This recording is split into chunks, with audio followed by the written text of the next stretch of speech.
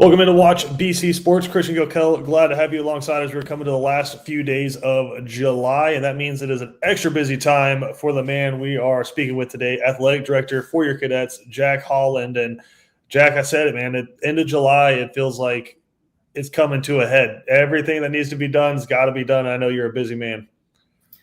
Yeah, I wouldn't say it's busy, but there's just a lot going on, if that makes sense. But yeah, a lot more people on campus. The kids are starting to come back as we get going August 1st, which is crazy. It just feels like we were at graduation a couple of weeks ago, but here we are again. But it's also exciting, during the summer, it's nice to relax a little bit, take a deep breath, but you also don't have that same energy around the school building. And once you start seeing the kids come back in, and I know the teachers don't like getting that welcome back email, but to have them back on campus, be able to see them, catch up with them, it's good. But yeah, we're here. I know it's all hands on deck with the new guys coming in, 8th graders becoming 9th graders. What's your role in that? So basically just being part of the welcome team. They had a little bit of an acclimation process last week where I talked to them about athletics at BC. A lot of them are familiar with it, having gone to camps here and been around the school a little bit from our partner schools, practicing here and things like that. But for a lot of the kids, this is a brand new experience from start to finish, and just getting them a little bit more information, knowing that I'm always here as a resource for them as they go through this process, and mainly just encouraging them to get involved, whether it be sports clubs or activities. The BC experience is great by itself, but the more you do while you're here at BC outside of the normal school hours, I think it only enhances the entire process and the experience here. So that's the main thing, is getting to know them a little bit better, but also letting them know I'm here to help any way that they need it. Absolutely. I know before we move on to this year, a highly successful year last year, calendar-wise, for all of the athletic programs at BC, bunch of teams making deep runs into the playoffs and a few state championships. I know the track team able to claim a few of those. When you kind of look back and judge it, I know for guys like you, work's never done, but just looking back on last year has to feel like a success. It was, and having said that, there were a couple of sports I think that might have been a little disappointed with the end of the season and the lack of postseason success. But, for the 13th straight year, we were the number one boys athletic program in the greater Savannah area, which is always something that we strive for. And then we had a couple of sports that really kind of overachieved, I guess you could say, and we're just a little bit surprised with the success that they had at the end of their seasons. But yeah, another great year. I mean, it's just our coaches and kids put so much time and effort into it. You just want to see them do well. And for the most part, we did last year. And the track team, I guess, is the one sport that I'll touch on. It's probably the greatest track season we've ever had. We were a couple of tenths of a second away from winning a state championship. And for a program that didn't have a ton of success, the last, 10, 15, 20 years, Coach Houston, Coach Collins have done such a phenomenal job of building that program up. And our kids just went out there and performed, and we were so close to capturing the team title, but we did bring home a 4x1 title, 4x2 title. We had a bunch of other high finishers that were on the podium at the end. So, great track season, great spring season. Spring teams did really well for the most part. But yeah, I mean, it's one of those things that you can take a little bit of a second or two to reflect on it, to celebrate it. But at the same time, hey, we're into 2025, 2026, and we're ready to continue that success. And does it feel like the different teams are kind of catching up now to being in 4A? I know you've made some significant jumps over the last 5 or 6 years, and just with the competition level that much higher, I know some of the teams, maybe not the coaches, but the players and the fans kind of got to adjust expectations a little bit. You're not going to go undefeated in every sport, but with the competition level, it feels like the teams have kind of risen now to meet that. Yeah, no doubt about it. I mean, we're in a region right now with just perennial powerhouses, not just in football, which they get a lot of attention for, but across the board. It's just a different challenge locally and regionally.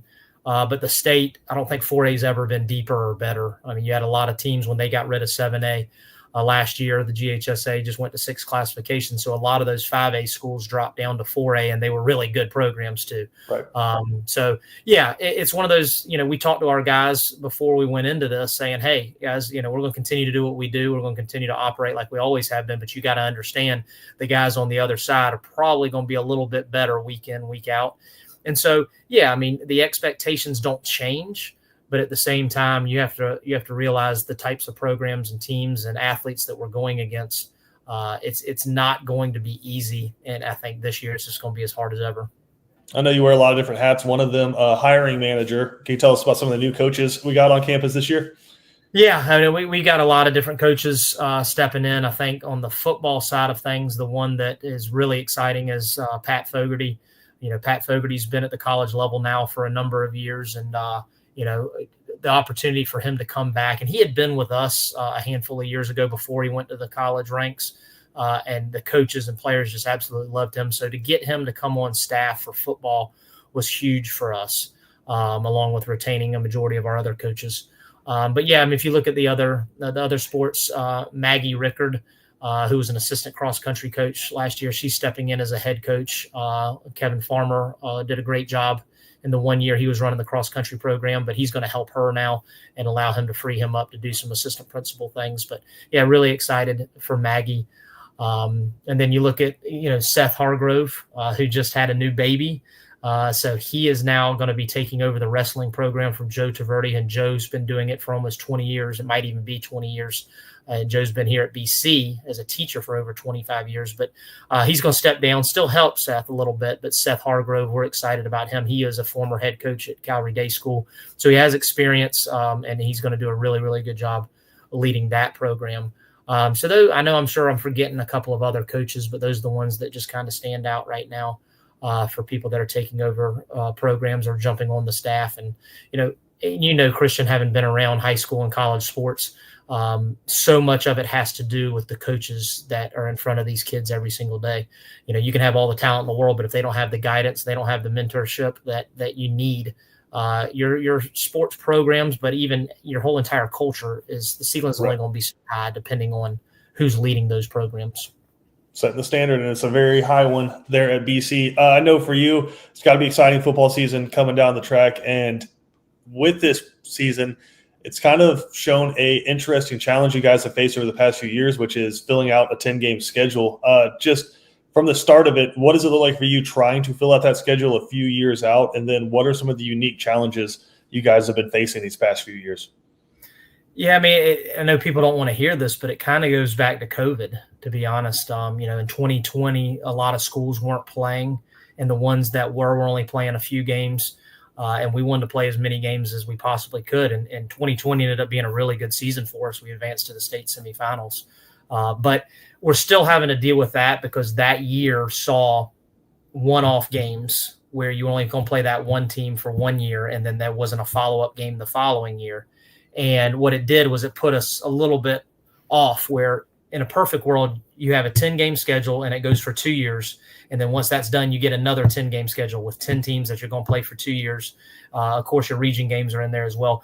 So we never got back on track when it comes to 10 games for 2-year cycle and then done. So we're still trying to recover from that. I think next football season, we'll finally get back where we'll have a 10-game schedule that cycles through for 2 years and get back on track. That's the hope. But also, you deal with trying to find competitive games, but not to the detriment of your schedule where every single week you're playing these prominent big-time powerhouse programs. Because, being a school our size, yes, we feel like we can compete with anybody in the state of Georgia. But when you do it 3, 4, 5 weeks in a row against schools that maybe have 2,500 kids and we're sitting here with 400 boys, it does present a challenge.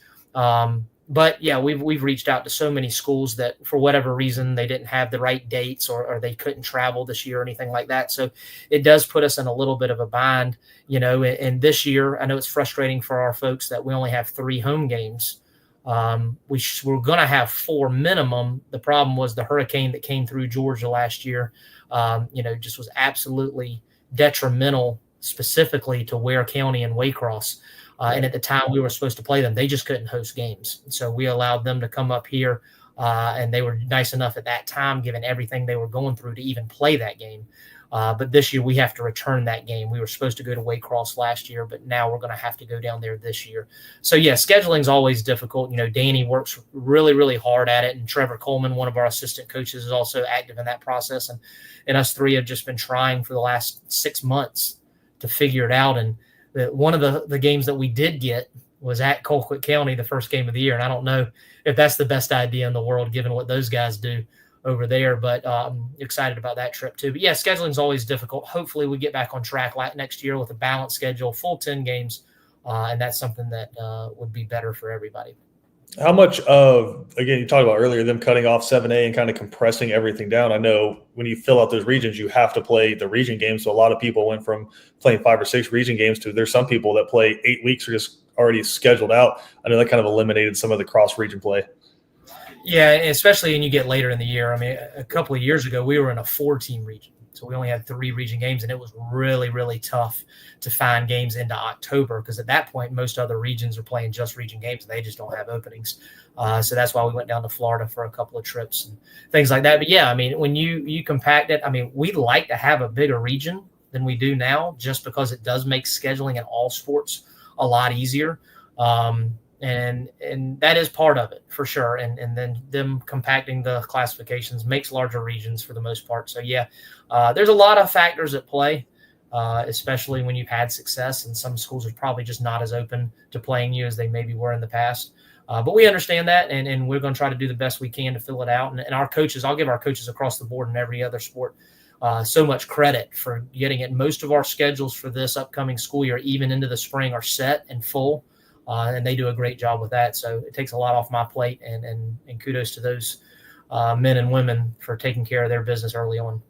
And Jack, you talk about some marquee matchups coming up this year. I want to talk about those, but we're going to take a break, say thank you to some sponsors. We'll be right back with that after this. Cool Vibes Pizza and Wings is one of Savannah's most popular. Could be the New York style pizza, or the pasta, or sandwiches, or wings. Whatever you choose, Cool Vibes has their own unique style. Check them out at 4501 Montgomery Street, Savannah.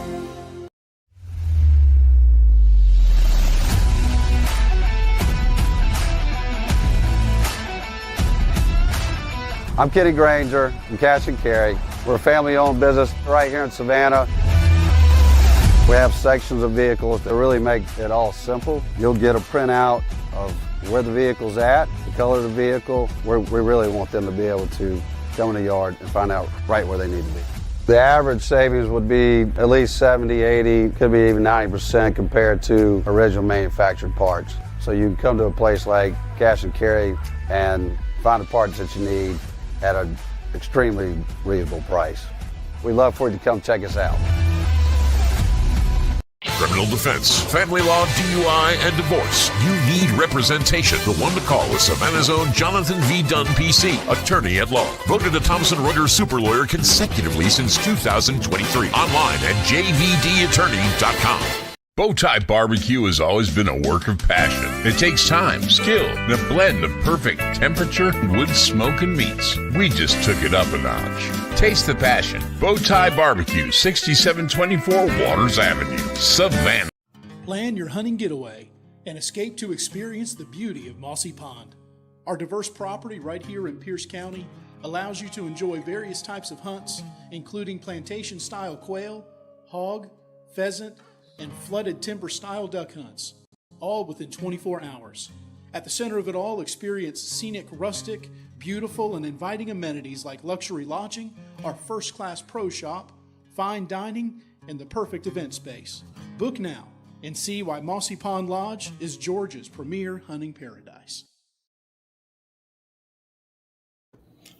Welcome back in. Christian Gilkell here with BC Athletic Director Jack Holland. And Jack, we were speaking about it a moment ago, some massive games on the schedule this year. And it's kind of the benefit of going to play at Buford last year. I know it's a 1-point loss, but now you have that whole 365 buildup for a Buford coming down to Savannah this season, going to play Colquitt County for week 1 this year. You'll have another year of buildup potentially for that return trip to Savannah. So I know it stinks going on the road and it's a long trip, but man, you're playing some of the coolest environments in high school football and you get the promise of that return trip. Yeah, selfishly, I'm just so excited because growing up following and loving high school football and at the time when I was in elementary and middle school, BC would go to places like Lowndes and Valdosta because we were in the highest classification at the time. But to be able to go and play in atmospheres and settings like this, I mean, I've never been to a game at Colquitt. I've been by their stadium when I've been in Moultrie, but just can't wait for our guys to experience that and what high school football means to those folks over there. The problem is it's going to be a really, really tough challenge, especially to open the season. on the road, 4 hours away in a great environment, a tough environment. But, Coach Britt says it all the time. That's why you want he hopes that our guys, that's why they want to play for BC, because you're playing in those type atmospheres and in front of those type crowds. And then Buford coming to Savannah is going to be big time. To have a program like that, national relevance, to come to Memorial Stadium, to play in front of our fans as the home opener for the season, that should just be an incredible atmosphere. I know our people will be pumped up before, during, and after that game. So hopefully our guys will play well those first few weeks.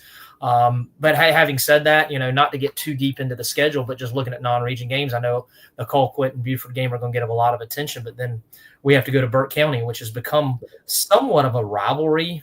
Even before we went to the region with them, we were playing them at Georgia Southern. Then we got in their region, and then Coach Stevens has agreed to keep playing us for a couple of years. But to go to play at their beautiful facility, they were the state runner-up in 2A last year. So that's going to be another difficult challenge. And then we go up to Atlanta again and play Westminster, and Westminster has been just such a consistent and solid program. And this will be the fourth straight year we've played those guys and have to do it at their place. Hopefully we play better than we did up there a couple of years ago. And then we hit the Region 1 Quad A schedule, which to me still is maybe the deepest and most talented region in the state. And so we'll have to take on that challenge as well. But yeah, it's, I said it the other night to a few folks that, I wasn't around in the 50s, 60s, 70s. But looking at it just on paper, it's probably the most difficult schedule BC football has ever faced from top to bottom. And it's tough, but we're also looking forward to it. And I know the coaches and players are ready to embrace that challenge. Absolutely. I know I try not to be hyperbolic, but it feels like that Buford game, it kind of has the same buildup for BC people as that Georgia Notre Dame game did back in 2019, where again it's been talked about for 2 years since it was on the schedule. This game's been circled and it's going to be a great tailgate. And I know people are going to pack out Memorial Stadium. You guys going to be able to bring in some more stands like they did up at Sanford? No, I will tell you though, we're going to, typically we just have general admission ticketing, but we will split home and away because we know the home side will sell out. So, if you're a BC fan that really wants to sit behind the BC bench, you're going to need to get your tickets probably a little earlier than normal. Still love to have you on the visitor side once those sell out, but, Buford will bring a good contingent of people. And then I think the Savannah community will be excited about it too. So if their favorite team isn't playing at home that Friday night, they're probably going to be out there. But yeah, just you mentioned that Georgia Notre Dame game and what a surreal atmosphere that was. The BC supporters, alumni, parents, they're going to support us no matter what. And then that BC spirit is always present. But I think it might be turned up just a little bit, maybe to 11 that night, because it's just you don't get programs to come to Savannah. Yes, we've had sold-out crowds against the North Oconees and Marists and Christopher Columbuses of the world. But, yeah, just the name brand recognition from Buford I think is going to bring a few more people into the fold. And I know a cool opportunity for some fans that you guys are presenting this year where you could potentially be on the sideline for these games. Yeah, it's one of those things a lot of colleges are doing now where you get certain setup close to the field. Coach Britt brought the idea from Georgia Southern, his alma mater, and just giving people that might be interested in getting a little closer to the action the opportunity to be down on the sideline throughout the whole game and have a tent set up to where they can put all their stuff and have a little bit of food and just experience a BC football game unlike it's ever been experienced before. So, yeah, we're excited about that and the folks that might be able to partake in it. Well, Jack, I know you're a busy man. You got students on campus starting August 1st, so we'll let you get out of here. But, man, we appreciate the time. We're excited for this fall season. Always fun, Christian, and I can't wait to see you and Kevin here in probably just under 2 weeks. That's it. The voice, Kevin Thomas, and myself will have the Camden County scrimmage coming up a Friday from now. But excited, man. It's here. Yeah, no doubt about it. Thanks, Christian. Thanks, Jack. Stick around. We're going to say thank you to a few more sponsors, and then we will get you out of here. But again, some big stuff coming down the track. Stay tuned. We got some news, and we'll get you out of here. Looking for authentic, traditional Southern cuisine for your next special event, reunion, wedding, or celebration in Savannah? For over 45 years, Barnes Restaurant is the most experienced, trusted caterer in all of Savannah. Rooms 50 to 5,000. No event too big or small. Barnes does it all. Online at barnesrestaurant.com. Coastal Living? Parker Scott Properties. With commercial, residential, and rentals. Make the call. 912-661-6142 or go to parkerscottproperties.com. BC Brothers Moving is Savannah's most trusted moving service. From residential to commercial to packing supplies, BC Brothers does it all. Let BC Brothers' energetic, trustworthy team wrap it, pack it, and move it for you. Check out BC Brothers online at bcbrothersmoving.com or give them a like on Facebook. Couple of quick notes before we let you get out of here. I will be at Bowtie Barbecue coming up this Thursday for the first Danny Britt show of the year, breaking it down. Huge football schedule coming up. We'll have Coach Britt there. I'll get some great food. That'll be at noon this Thursday and every Thursday until the end of football season. Then, as we were speaking about with Jack, coming up on the 8th, we have the first scrimmage of the season against Camden County. That'll be at Camden County. We will be live there with an audio broadcast, but we encourage everybody to hit the road down 95 and check out what should be an awesome game and the first look at your cadets for the season. Again, appreciate Jack Holland hopping on with us today, and we'll have more coming up for you on Thursday.